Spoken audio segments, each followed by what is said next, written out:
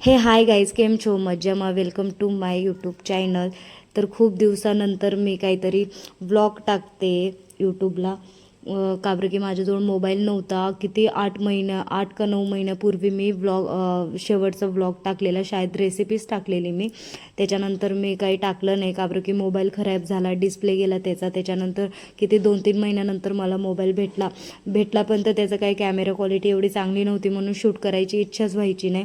त्याच्यानंतर फायनली आत्ता मला कुठं चांगला मोबाईल भेटला आहे, ज्याची की कॅमेरा वगैरे पण छान आहे. आणि इथनं पुढं आता मी रोज ब्लॉग टाकेल. आणि आता थोडं रोज ब्लॉग टाकायची पहिले तर आता थोडी सवय पण चालली गेली आहे व्लॉग टाकायची, म्हणून थोडं बोलायला थोडं अडखळतं पण. सो प्लीज तुम्ही मॅनेज करा. आता कंटिन्यू इथनं टाकेल ना तर सगळं होईल व्यवस्थित, म्हणजे बोलता येईल वगैरे.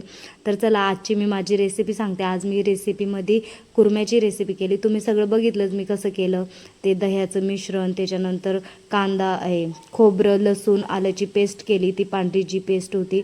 कुर्मा बनवते ज्याच्यामध्ये की माझं खास म्हणजे मी त्याच्यात हे टाकलं आहे, शिमला मिरची टाकली, जी की कोणी टाकत नाही, मला आवडते म्हणून मी टाकली. आणि त्याच्याने स्वाद खूप छान लागतो त्याचा. तुम्ही बाकीची रेसिपी तर फोनामध्ये बघितलीच मी कसं कसं काय काय केलं. त्याच्यानंतर आपले बटाटे आणि वाटाणा शिजवून घेतलेला तो टाकला. आणि आता हे पाणी टाकते. तर इथून पुढं पण माझे चांगले चांगले रेसिपी येतील.